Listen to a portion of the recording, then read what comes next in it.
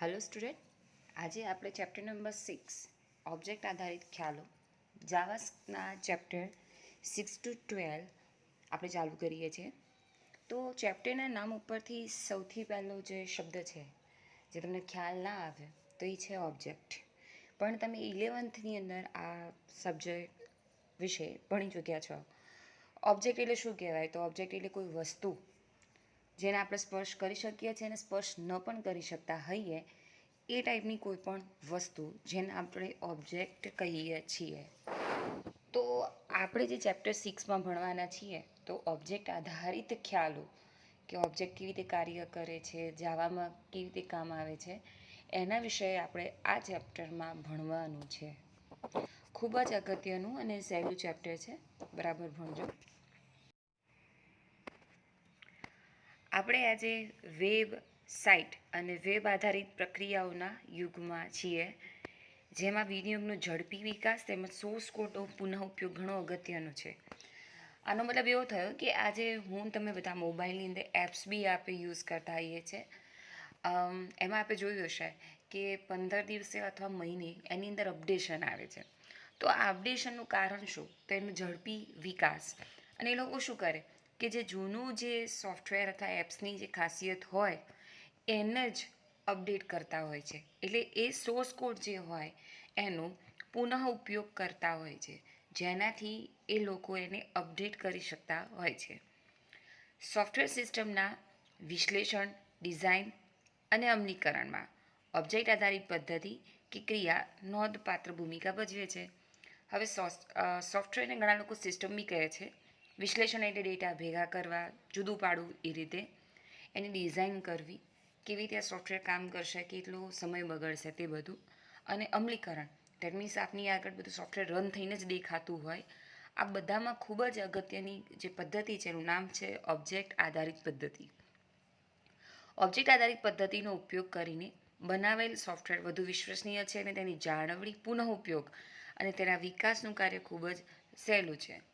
હવે ઓબ્જેક્ટ એટલે વસ્તુને કોઈ ધ્યાનમાં રાખતા, જો તમે એક જ પર્ટિક્યુલર વસ્તુને ધ્યાનમાં રાખતા કોઈ સોફ્ટવેર કે એપ્લિકેશન બનાવો તે વધુ વિશ્વસનીય છે, એની જાળવણી કરવી બહુ સહેલી હોય છે, એ તરત સમજી જાય કે એને શું કરવાનું છે, એનો પુનઃ ઉપયોગ કરી શકે છે મેં કીધું એ પ્રમાણે, અને તેનું અપડેટ એટલે વિકાસનું કાર્ય પણ એ સરળતાથી કરી શકે છે।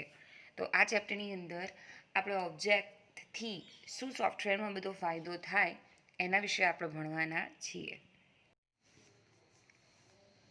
તો ચલો હવે ઓબ્જેક્ટની વિશે થોડો પરિચય મેળવીએ કે એકચ્યુઅલી એની શરૂઆત ક્યાંથી થઈ હતી ને શું હતું એની વાત કરીએ।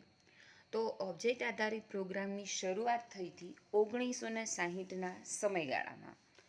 1960માં એની શરૂઆત થઈ હતી અને 1980 સુધી તો આ મધ્યથી નવા મુખ્ય જે સોફ્ટવેર બનાવવાના હોય એની અંદર આ મુખ્ય પદ્ધતિ બની ગઈ હતી। તો ચેપ્ટર 6ની અંદર તમારે 2 ઇક્વેશન યાદ રાખવાની છે। 1960માં એની શરૂઆત થઈ અને 1980માં તો એ દરેક સોફ્ટવેર બનાવવાની મેઇન મુખ્ય મીન્સ પદ્ધતિ બની ગઈ। હવે એનાથી આ કેટલીક જે પ્રચલિત ભાષાઓ છે એ પણ આનો ઉપયોગ કરે છે। તો કોમ્પ્યુટરમાં હોઈએ તો અમુક ભાષાઓ તમે યાદ રાખવાની જ હોય, જેમ કે C++, જાવા, સી હેશ, VB.NET, ASP.NET અને PHP। આ બધી જ ભાષાઓ એ ઓબ્જેક્ટ આધારિત પ્રોગ્રામિંગને સમર્થન આપે છે, યાદ રહેશે। તો ઓબ્જેક્ટ આધારિત પદ્ધતિની શરૂઆત ક્યારે થઈ હતી? 1960માં। 1980માં તો એ મુખ્ય પદ્ધતિ બની ગઈ। જે મોટાભાગની જે પ્રોગ્રામિંગ ભાષાઓ છે જેમ કે C++, જાવા, સી હેશ, VB.NET, ASP.NET અને PHP વગેરે ભાષાઓ આ પ્રોગ્રામિંગને સમર્થન પણ આપે છે। તો આ પ્રશ્ન થાય કે આવી પ્રોગ્રામિંગ ભાષાઓ કેટલી છે? તો આવી પ્રોગ્રામિંગ ભાષાઓ 2 પ્રકારમાં વહેંચી શકાય છે। પહેલા પ્રકારનું નામ છે પ્રક્રિયાગત પ્રોગ્રામિંગ, એને ઇંગ્લિશમાં આપણે પ્રોસિજર અથવા સ્ટ્રક્ચર પ્રોગ્રામિંગ કહીએ છીએ। બીજાનું નામ છે ઓબ્જેક્ટ આધારિત। તો મેં કીધું એ પ્રમાણે આપણે પ્રોગ્રામિંગની કુલ 2 પ્રકારમાં વહેંચી શકીએ છીએ। પહેલાંનું નામ છે પ્રક્રિયાગત પ્રોગ્રામિંગ, સ્ટ્રક્ચર અથવા પ્રોસિજર, અને બીજાનું નામ છે ઓબ્જેક્ટ આધારિત પદ્ધતિ. તો હવે આ બંને વિશે સમજીએ. આ પ્રક્રિયા એટલે શું હોય? તો કોઈ પ્રોસેસ થતી હશે. ધેટ મીન્સ પ્રક્રિયાગત પ્રોગ્રામિંગ. તો આ શબ્દો ઉપર તમને આઈડિયા આવતો હશે કે શું થતું હશે કે તમારું જે બી ફોકસ હશે એ શેના ઉપર હશે? કોઈ પ્રોસેસ અથવા પ્રક્રિયા ઉપર હશે. અને બીજાનું નામ છે ઓબ્જેક્ટ આધારિત. તો તમને નામ ઉપરથી ખ્યાલ આવતો હશે કે આનું ટોટલી ફોકસ શેના ઉપર હશે? ઓબ્જેક્ટ ઉપર હશે. તો ચલો જોઈએ આ કેવી રીતે કામ કરે છે. તો પ્રક્રિયાગત પ્રોગ્રામિંગમાં આપણું કેન્દ્રબિંદુ એ ડેટા ઉપરની કાર્ય પ્રણાલી એટલે ફંક્શન્સ તેમજ પ્રક્રિયાઓ લખવામાં કેન્દ્રિત રહે છે.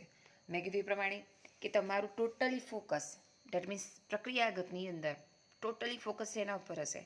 તો એ કાર્ય કેવી રીતે કરે છે અને પ્રક્રિયાઓ કેવી રીતે કરે છે એના ઉપર જ રહેશે. એક સરસ ઉદાહરણ આપ્યું છે આમાં કે જેમ કે તમે કોઈ લાઇબ્રેરીમાં જતા હોય તો જે લાઇબ્રેરિયન હોય એનું ધ્યાન શું હોય? તો વિદ્યાર્થીની નોંધણી કરવી. એટલે તમે બુક લઈ જતા હોય તો રજિસ્ટ્રેશન કરાવવાનું થાય, એનું વિતરણ કરવાનું થાય, પુસ્તક કરવું, દંડની ગણતરી કરવી જેવા વિભાગો ઉપર એનું ધ્યાન કેન્દ્રિત હશે. એનું ફોકસ ટોટલી શું હશે? તમે લાઇબ્રેરીમાં આવીને શું ક્રિયાઓ કરો છો એના ઉપર જ એમનું ટોટલી ફોકસ હશે. અને જે બીજી પદ્ધતિ છે એનું નામ શું છે? તો ઓબ્જેક્ટ આધારિત પદ્ધતિ. હવે આમાં આપણા કેન્દ્રબિંદુમાં શું હશે? ઓબ્જેક્ટ હોય છે. જેમાં ઓબ્જેક્ટ એટલે વસ્તુ. કોઈ વસ્તુ લાવો છો તમે તો એને મૂકી દો છો, મૂકીને પછી એને કદી તમે ધ્યાન રાખતા જ નથી? ના, એનું તમારું ફોકસ ટોટલી એના ઉપર હશે. શા માટે? કે તમે કોઈ વસ્તુ પરચેસ કરીને લાવો છો તો એને ઘરમાં તમે કોઈ સ્ટોરરૂમમાં નહીં મૂકી દો, એનું તમે ધ્યાન રાખશો. શું? તો આ વસ્તુ મેં જો પરચેસ કરી છે એનો મને કંઈક તો ઉપયોગ થશે જ અને એને મારે કંઈક તો કામમાં લેવાની છે. તો તમે તમારું ધ્યાન શેના ઉપર હશે? વસ્તુ પર બી હશે અને આ વસ્તુ શું કાર્ય કરવાની છે એના ઉપર રહેશે. તો શું કહે છે? તો ઓબ્જેક્ટ આધારિતમાં શું થશે? તો જે ડેટા તેમજ ક્રિયાત્મકતા એટલે ફંક્શનાલિટી એમ બંને એક સાથે ધરાવે છે. તો જેમ કે હવે પેલા ઉદાહરણને જ આગળ વધારીએ. જેમ કે જે આપણે લાઇબ્રેરીના જે મેઇન અધિકારી હોય, મોટો અધિકારી કે જેને ઇન્વેસ્ટ કર્યું હોય એ વ્યક્તિ શું કરશે? તો એ બધા ઉપર ધ્યાન રાખશે. કોના ઉપર? તો લાઇબ્રેરિયન ઉપર બી ધ્યાન રાખશે, વિદ્યાર્થી ઉપર બી ધ્યાન રાખશે અને પુસ્તકોનું જથ્થું બરાબર છે કે નહીં એ બધા ઉપર ધ્યાન રાખશે. તો આવી પદ્ધતિને કહેવાય શું કહીશું આપણે? ઓબ્જેક્ટ આધારિત. તો આ બંને એકબીજા સાથે સંકળાયેલા હોય છે. કોણ? તો ઓબ્જેક્ટ અને ક્રિયાત્મકતા. કોઈ ઓબ્જેક્ટ લાયા છે, કોઈ વસ્તુ લાયા છે, કંઈક ના કંઈક ક્રિયા 100% કરશે. ક્લિયર? તો ચલો એકવાર ફરીથી રિવાઇઝ કરી લઈએ. ઓબ્જેક્ટ આધારિતની પદ્ધતિ શરૂઆત થઈ હતી 1960માં. 1980માં તો મેન થઈ ગઈ. કઈ ભાષાઓને સમર્થન આપે છે? તો C++, જાવા, C#, VB.NET, ASP.NET.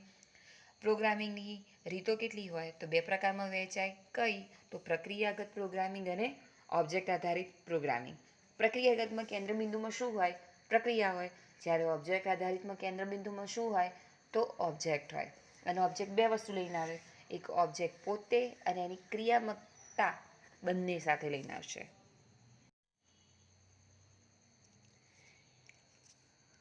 હવે આપણે જોઈએ તો ઓબ્જેક્ટ આધારિત પ્રોગ્રામિંગ ભાષાઓની તાકાત. પ્રોગ્રામને વિભાગીય પુનઃઉપયોગમાં લઈ શકાય તેમજ પ્રોગ્રામની વિકાસ કરી શકાય તે પ્રકારનું પ્રોગ્રામનો કોડ લખવાનું તે સમર્થ આપે છે. બરાબર? તો ચલો હવે એક ખૂબ જ અગત્યની વસ્તુ બરાબર ધ્યાનમાં રાખજો. ઓબ્જેક્ટ આધારિત પ્રોગ્રામિંગમાં પાયાના એકમ તરીકે કોણ હોય? ઓબ્જેક્ટ જ હોય. એનું મેઇન ફોકસ એના ઉપર હશે? ઓબ્જેક્ટ ઉપર રહેશે. તો મેં જે વસ્તુ શીખવાડું છે બરાબર ધ્યાનમાં રાખજો. દરેક ઓબ્જેક્ટના ચોક્કસ 4 ગુણધર્મ હોય. દરેક ઓબ્જેક્ટના ચોક્કસ 4 ગુણધર્મ હોય. કયા હોય? તો પહેલું છે એબ્સ્ટ્રેક્શન, બીજું છે એન્કેપ્સ્યુલેશન, ત્રીજું છે પોલિમોર્ફિઝમ અને ચોથું છે ઇનહેરિટન્સ. બરાબર? તો ચલો જોઈએ. ઓબ્જેક્ટ આધારિત ભાષાની ખાસિયત શું છે? તો પ્રોગ્રામને વિભાગીય પ્રકારનો બનાવી શકે, પુનઃ ઉપયોગમાં લઈ શકાય તેમજ તે પ્રોગ્રામનો વિકાસ કરી તે પ્રકારના પ્રોગ્રામનો કોડ લખવાનું તે સામર્થ્ય આપે છે. ઓબ્જેક્ટમાં પાયારૂપ કોણ હોય? તો ઓબ્જેક્ટ ખુદ પોતે જ હોય. એના 4 ચોક્કસ ગુણધર્મ છે. કયા છે? તો એબ્સ્ટ્રેક્શન, એન્કેપ્સ્યુલેશન, પોલિમોર્ફિઝમ, ઇનહેરિટન્સ એ એના 4 મુખ્ય ગુણધર્મો છે. તો ચલો હવે જોઈએ ઓબ્જેક્ટ વિશે વાત કરીએ. તો આ ઓબ્જેક્ટ છે શું? તો વાસ્તવિક દુનિયામાં કોઈ પણ વસ્તુ વડે બનેલી છે અને તે જે વસ્તુ છે એને આપણે ઓબ્જેક્ટ કહીએ છીએ. ઓબ્જેક્ટ તરીકે શું હોય? તો વ્યક્તિ હોય, કાર હોય, કોફી હોય કે કોઈ પણ ભૌતિક સ્વરૂપમાં હયાતી ધરાવતી હોય. ભૌતિક એટલે જેને આપણે અડી શકીએ છીએ તે, અથવા એ વસ્તુ અમૂર્ત સ્વરૂપે એટલે એબ્સ્ટ્રેક્ટ સ્વરૂપે પણ હોઈ શકે. હવે આ એબ્સ્ટ્રેક્ટ શબ્દ છે ને એને તમે દ્રશ્ય અથવા અદૃશ્ય સ્વરૂપમાં કહી શકો છો. અદૃશ્ય ઇન સેન્સ કે જેને તમે સ્પર્શ કરી શકતા નથી પણ અનુભવી શકો છો. તો અમૂર્ત સ્વરૂપે હોય એટલે એને આપણે શું કહીએ છીએ? એબ્સ્ટ્રેક્ટ સ્વરૂપે હોઈ શકે છે જેને આપણે સ્પર્શ કરી શકતા નથી. એનું બેસ્ટ ઉદાહરણ આપણે જોઈએ તો તારીખ અને સમય એ એના બેસ્ટ ઉદાહરણો છે. તો દરેક ઓબ્જેક્ટની એક અનન્ય ઓળખ હોય. દરેક ઓબ્જેક્ટની એક અનન્ય ઓળખ હોય. જેમ કે દરેક વ્યક્તિની જેનાથી એકબીજાથી અલગ પડતા હોય. જેમ કે દરેક વ્યક્તિનું નામ હોય, શહેર હોય, જાતિ હોય, જન્મ તારીખ હોય, વ્યવસાય હોય જેવી લાક્ષણિકતાઓ ધરાવે છે. ઓબ્જેક્ટ આધારિત પ્રોગ્રામિંગમાં આવી જે લક્ષણો હોય એને આપણે પ્રોપર્ટી અથવા એટ્રીબ્યુટ તરીકે ઓળખીએ છીએ. આનું વધુ ઉદાહરણ હું તમને બતાવીશ કે કોને ઓબ્જેક્ટ કહેવાય, કોને એટ્રીબ્યુટ કહેવાય અને કોને મેથડ કહેવાય. ક્લિયર? તો ઓબ્જેક્ટ શું હોય?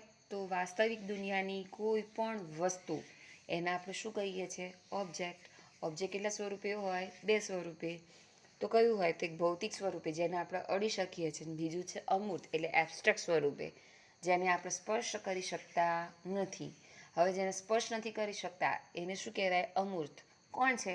તો તારીખ અને સમય એને આપણે અનુભવી શકીએ છીએ પણ એને સ્પર્શી શકતા નથી. હવે દરેક ઓબ્જેક્ટ એકબીજાથી અલગ હોય.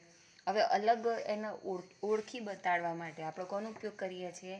લાક્ષણિકતાઓનો, જેનાથી એ અલગ ઓળખી બતાવી શકે છે. હવે એક ઉદાહરણ એને આપેલું છે. હું તમને મારું ઉદાહરણ આપીશ અને એને સમજાવીશું. તો ચલો, ઓબ્જેક્ટને ઓળખવા માટે આપણે લાક્ષણિકતા એટલે એટ્રીબ્યુટની કિંમત વાપરીએ છીએ. આ કિંમતોને આપણે સ્ટેટ તરીકે ઓળખીએ છીએ. જેમ કે કોઈ વ્યક્તિ હોય તો વ્યક્તિનું નામ હોય તો નામ એની શું થઈ? લાક્ષણિકતા. પણ નામ, જેમ કે હું વ્યક્તિ છું, મારી લાક્ષણિકતા શું છે? મારું નામ. મારું નામ શું છે? તો સ્નેહલ. તો નામ એ શું થઈ? એની લાક્ષણિકતા થઈ, પણ એની કિંમત શું છે? સ્નેહલ. તો સ્નેહલને આપણે શું કહીએ છીએ? સ્ટેટ. હવે દરેક ઓબ્જેક્ટ સાથે બિહેવિયર સંકળાયેલું હોય જ. જેમ કે મારું પોતાનું બી કંઈક બિહેવિયર હોય જ. તો ઉદાહરણ તરીકે વ્યક્તિ જન્મ લે છે, નામ મેળવે છે, સ્થાન બદલે છે અને એવા બિહેવિયરને આપણે મેથડ તરીકે પણ ઓળખીએ છીએ. મેં તમને કીધું કે મારું બિહેવિયર કેવું છે, હું કેવી વ્યક્તિ છું, એ તમે કેવી રીતે નક્કી કરશો? તો મારી મેથડ હતી કે હું કેવી રીતે કામ કરું છું, કેવો વ્યવહાર છે મારો, એ બધું મારું બિહેવિયર કહેવાય. બિહેવિયરને આપણે શું કહીએ છીએ? મેથડ. ક્લિયર? આ 3 શબ્દમાં બરાબર ખબર પડવી જોઈએ. સૌથી પહેલાં લાક્ષણિકતા અલગ કરવા માટે. હવે એમાં અલગ કરવા માટે તમારે શું આપવું પડે? એની કિંમત આપવી પડે. ઓબ્જેક્ટ સાથે શું સંકળાયેલું હોય? એનું બિહેવિયર. બિહેવિયરને આપણે બીજા કયા નામે ઓળખીએ છીએ? મેથડ. તો વાસ્તવિક દુનિયામાં કોઈ પણ વસ્તુ એ કયા નામથી ઓળખાય છે એની શું કહેવાય? આઈડેન્ટિટી કહેવાય. તે શું કરે છે એ એનું સ્ટેટ કહેવાય. એટલે તે શું છે, મતલબ મારી સ્થિતિ શું છે તે, અને તે શું કરે છે એનું બિહેવિયર દ્વારા તમે એને વર્ણવી શકો છો. બરાબર? આઈ હોપ તમને આ 3 શબ્દમાં બરાબર ખબર પડી હશે. હવે જે નીચેનો જે ટોપિક છે એ તમે 11માં મેં તમને ચેપ્ટર 9, 10માં મેં તમને 11માના ચેપ્ટરમાં 10મું ચેપ્ટર અને 11મું ચેપ્ટર જો તમને યાદ હોય તો આપણે ડેટાબેઝ ભણ્યા હતા. ડેટાબેઝમાં સૌથી પહેલાં શું બનાવીએ આપણે? ટેબલનું નામ. તો ટેબલની અંદર એક ફિલ્ડ હોય? ના, ફિલ્ડનો શું હોય? સમૂહ હોય, યાદ હોય તો આપણે ખબર છે ટેબલ બનાવતા હતા, સ્ટુડન્ટ નામનું ટેબલ, એની અંદર ફિલ્ડ નાખતા હતા, roll number, name, subject, right? તો એ બધાને શું કહેવાય? ડેટા ફિલ્ડ કહીએ છીએ. અને આ જે ફિલ્ડ હોય એઝ ઓબ્જેક્ટ સાથે સંકળાયેલા વિવિધ ડેટા એટ્રીબ્યુટ અથવા બિહેવિયર મેથડને સામૂહિક રીતે તેના મેમ્બર કે ફીચર્સ તરીકે પણ ઓળખવામાં આવે છે. ટેબલની અંદર જ એને ઇન્ક્લુડ થતો હોય એટલા માટે એને મેમ્બર્સ અથવા એના ફીચર્સ તરીકે પણ ઓળખવામાં આવે છે. હવે નેક્સ્ટ મેઇન ઇમ્પોર્ટન્ટની વાત કરીએ તો હવે મેઇન બનાવવાનું છે ક્લાસ. ક્લાસને ભણાવવું એ પહેલાં એક વસ્તુ, તમારા ક્લાસનું ઉદાહરણ લઈ લઈએ કે આપણે 12માનું, ધારો કે કોઈ બી એક ક્લાસ લઈ લઈએ કે 12માનું ક્લાસનું નામ આપી દઈએ આપણે 12th C1 નામ આપીએ. તો આ 12માના C1ના ક્લાસની અંદર આપણે એ ગ્રુપના વિદ્યાર્થીઓ ને અભ્યાસ માટે મૂકેલા છે. તો મને એક વસ્તુ કહેશો, ક્લાસ ખાલી હોય કે ભરેલો હોય? ભરેલો હોય, રાઈટ? હવે ક્લાસમાં એક સ્ટુડન્ટ હોય કે સ્ટુડન્ટનો સમૂહ હોય? સ્ટુડન્ટનો સમૂહ હોય, કદાચ 50, 25, 30 એ રીતે. હવે તમે એક વસ્તુ નોટિસ કરી કે બધા સ્ટુડન્ટ સમાન એજના જ હશે, એજ સમાન હશે. પ્લસ હવે એ ક્લાસની અંદર ટીચર એઝ અ સ્ટુડન્ટ નહીં બેઠા હોય, એ બેન્ચીસ ઉપર નહીં બેઠા હોય, રાઈટ? ધેટ મીન્સ કે જે સ્ટુડન્ટો છે બધા સેમ એજના જ છે, દરેકનું કાર્ય એક જ છે. શું? ભણવાનું, ભણાવવાનું નહીં. તો આપ સમજી શકો છો સ્ટુડન્ટને લાક્ષણિકતાને ઉદાહરણ પ્રમાણે સેટ કરીએ. જરા સમજાવજો, બરાબર? તો આપણા ક્લાસનું નામ શું છે? C1, right? ચલો હવે ક્લાસને પછી એની અંદર શું આવે છે? વિદ્યાર્થીઓ. તો વિદ્યાર્થીને વસ્તુ કહેવાય? હા, કહેવાય. That's why. તો વિદ્યાર્થીઓને આપણે શેના તરીકે ઓળખીશું? ઓબ્જેક્ટ તરીકે. હવે દરેક ઓબ્જેક્ટ પોતાની દરેક ઓબ્જેક્ટ કંઈક ને કંઈક લાક્ષણિકતા તો ધરાવતો જ હોય. હવે એની લાક્ષણિકતા શું હોય? તો વિદ્યાર્થીઓની લાક્ષણિકતાઓમાં તમે શું લઈ શકો? તો દરેક વિદ્યાર્થીનો રોલ નંબર હોય, એનું નામ હોય, એનું એડ્રેસ હોય, એની બર્થ ડેટ હોય. હવે દરેક 50-50 સ્ટુડન્ટની એટલે 50-50 ઓબ્જેક્ટની આ લાક્ષણિકતાઓ છે. તો આ 50 સ્ટુડન્ટને અલગ કેવી રીતે પાડશો? તો એમની કિંમત એટલે સ્ટેટથી. કેવી રીતે? તો રોલ નંબર 1 એનું નામ છે ધારો કે આકાશ. રોલ નંબર 2 એનું નામ છે ધારો કે કોમલ. તો આપ સમજી શકો છો આ રીતે અલગ કરાય. તો ક્લાસ તમને શું લાગે છે? ક્લાસની અંદર એક ઓબ્જેક્ટ હોય કે ઓબ્જેક્ટોનો સમૂહ હોય? યસ, ઓબ્જેક્ટનો સમૂહ હોય. દરેકોની લાક્ષણિકતા કેવી હશે? સમાન. તો સમાન લાક્ષણિકતા ધરાવતા ઓબ્જેક્ટનો સમૂહ એને શું કહી શકાય? Class, right? હવે બીજું એક વસ્તુ ઉદાહરણ સમજો. મેં તમને ક્લાસમાં મૂકેલા છે તો તમે ગમે તેમ બેસો કે તમારા આવ્યા પહેલાં બેન્ચીસને વ્યવસ્થિત ગોઠવવામાં આવી હોય, એક સ્ટ્રક્ચરમાં બેન્ચીસોને ગોઠવવામાં આવ્યું છે. ડેટ મીન્સ તમને એક લેઆઉટ પ્રોવાઈડ કરવામાં આવ્યો છે, તમારે આ રીતે બેસવાનું. લેઆઉટની બીજો બી શબ્દ છે ટેમ્પલેટ. તમને ટેમ્પલેટ આપી દેવામાં આવે છે કે તમારે આ રીતે બેસવાનું છે. ગર્લ્સ કઈ સાઈડ બેસે છે, બોયઝ કઈ સાઈડ બેસે, બેન્ચીસોની ગોઠવણી કેવી રીતે થઈ હોય તે રીતે. જો આ ઉદાહરણમાં બરાબર ખબર પડી હોય તો ચલો આગળ ટોપિક ચલાવીએ. વાત કરીએ ક્લાસની. ચલો ક્લાસની વાત કરીએ. કેટલાક ઓબ્જેક્ટ એક સરખી લાક્ષણિકતા અને બિહેવિયર ધરાવતા હોય છે. મેં કીધું એ પ્રમાણે શું ધરાવતા હશે? તો સમાન લાક્ષણિકતા. ઓબ્જેક્ટ એટલે કોણ? સ્ટુડન્ટ. સમાન લાક્ષણિકતા કઈ હશે? તો રોલ નંબર હોય, નેમ હોય, સબ્જેક્ટ હોય, ફીસ પે કરતા હોય, તે બધું. હવે એમના બિહેવિયર કેવા હોય? સમાન હોય. તો સમાન બિહેવિયર એટલે શું? તો સ્ટુડન્ટનું બિહેવિયર શું હોય? તો એ ભણવા માટે આવે છે તો એ એનું બિહેવિયર થયું, બરાબર? ટીચરનું બિહેવિયર શું હોય? તો એ ભણાવવા આવે છે, રાઈટ? તો તમે જોયું સ્ટુડન્ટોના લાક્ષણિકતા સેમ છે. એક તો સ્ટુડન્ટ છે, એમની લાક્ષણિકતા સેમ છે, એમનું બિહેવિયર બી સેમ હશે, પણ ફક્ત તેમના સ્ટેટ એટલે ડેટાની કિંમત એકબીજાથી જુદી પડે છે. ખબર પડી કેવી રીતે? તો roll number 1, roll number 2. Roll number એ લાક્ષણિકતા, 1 અને 2 શું થયું? સ્ટેટ. એ કેવા હોય? અલગ હોય. તો ઓબ્જેક્ટ આધારિત પદ્ધતિમાં આ વસ્તુને આપણે ક્લાસ તરીકે ઓળખીએ છીએ. તો ક્લાસને અનેક જુદા જુદા ઓબ્જેક્ટની એક બ્લુ પ્રિન્ટ અથવા નકશો તરીકે ઓળખવા શકાય છે. મેં કીધું એ પ્રમાણે સ્ટુડન્ટને એક બેન્ચીસો આપવામાં આવી છે. એ બેન્ચીસ એક જાતનું સ્ટ્રક્ચર કહેવાય. સ્ટુડન્ટ ગમે તેમ બેસશે નહીં, એ સ્ટ્રક્ચર પ્રમાણે જ ગોઠવાશે. એટલા માટે ક્લાસને તમારી શું કહેવાય? Blue print. ચલો, ક્લાસ એ સમાન લક્ષણો ધરાવતા બહુવિધ ઓબ્જેક્ટની એક ટેમ્પલેટ બી કહેવાય. મેં કીધું એ પ્રમાણે. ચલો, એક સમાન એટ્રીબ્યુટ અને બિહેવિયર ધરાવતી વિવિધ ઓબ્જેક્ટનું એક જૂથ છે. હવે શબ્દ સમજાય છે ને? તમને શું કીધું? એટ્રીબ્યુટ અને બિહેવિયર કેવા હોય? સમાન. એ બધા ઓબ્જેક્ટનું એક શું હોય? જૂથ હોય.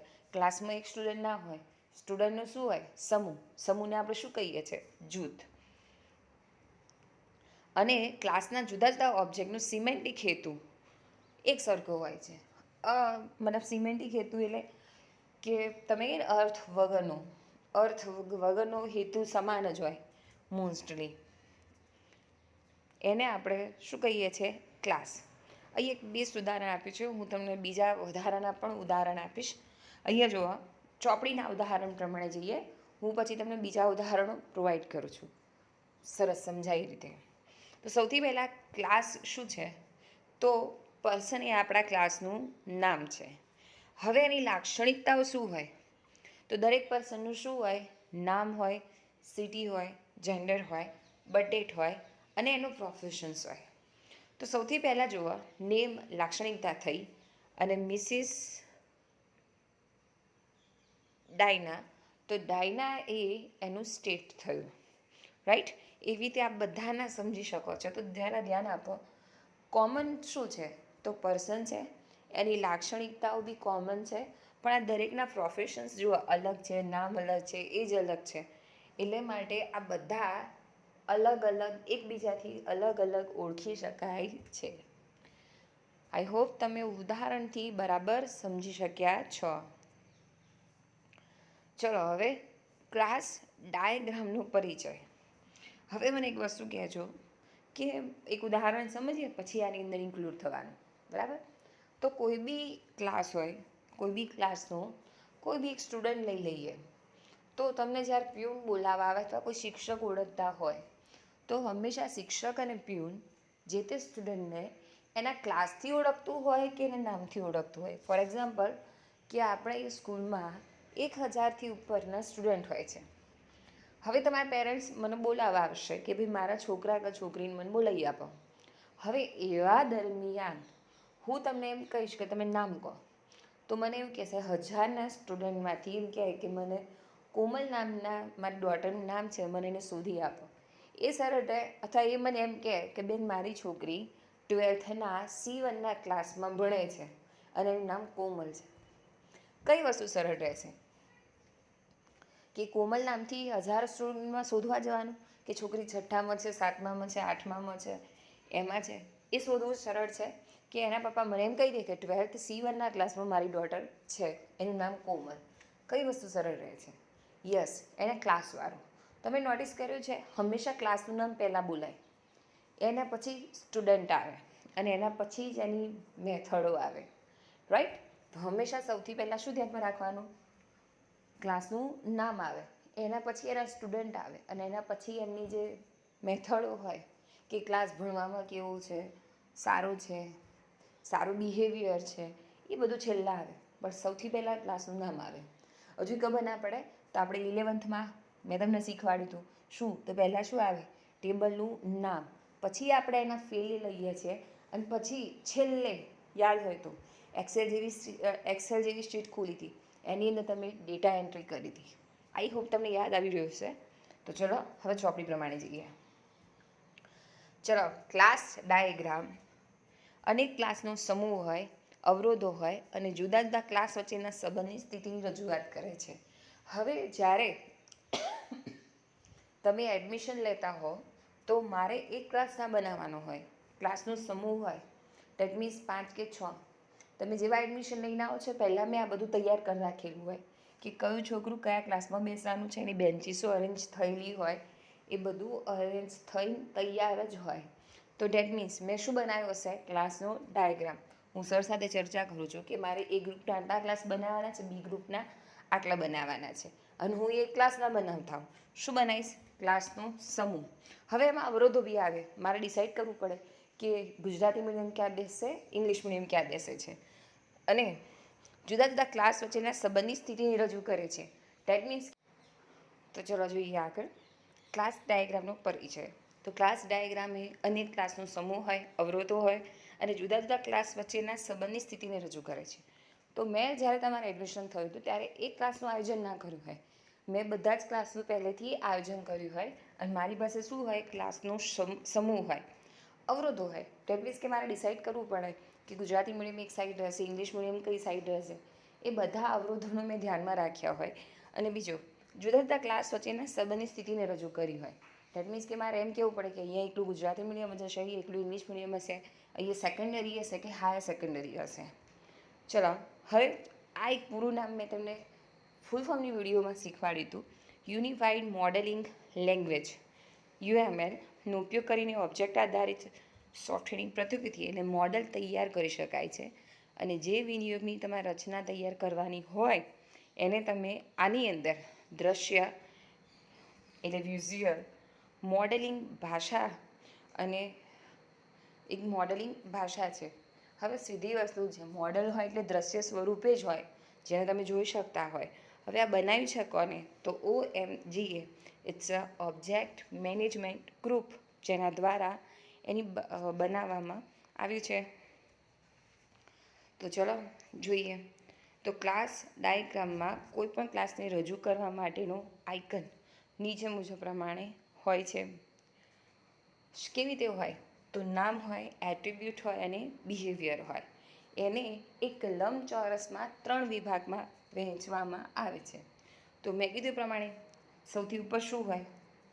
સૌથી ઉપર શું હોય? ક્લાસનું નામ હોય. પછી વચ્ચેના ભાગમાં શું હોય? તે એટ્રીબ્યુટ અને પ્રોપર્ટી હોય. અને સૌથી છેલ્લે શું હશે? તો ક્લાસનું બિહેવિયર અથવા ઓપરેશન અથવા મેથડ હોઈ શકે.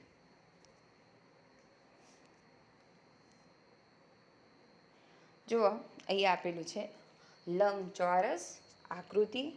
કેટલા ભાગ? 3. સૌથી પહેલાં ઉપર શું આવે? ક્લાસનું નામ. પછી શું આવશે? તો વિઝિબિલિટી એટ્રીબ્યુટ. એમાં આપણા ભણીને બેઠા છીએ ડેટા ટાઈપ અને એની ઇનિશિયલ વેલ્યુ. નંબર 3 શું આવશે?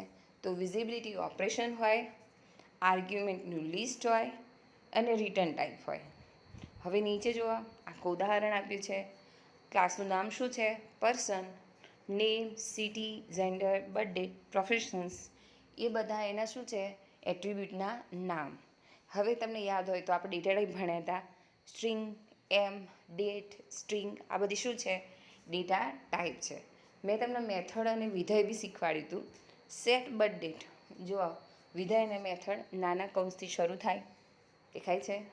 તો આ રીતે UMLમાં માળખું તૈયાર થતું હોય છે. Okay, I hope chapter number 6ની શરૂઆતમાં તમને બધી જ ખબર પડી હશે. જો ખબર ના પડે તો વિડીયો વારંવાર જોવો અને એનું રિવિઝન બરાબર કરવું. 6 ચેપ્ટર ખૂબ જ ઇમ્પોર્ટન્ટ ચેપ્ટર રહેશે તમારા માટે.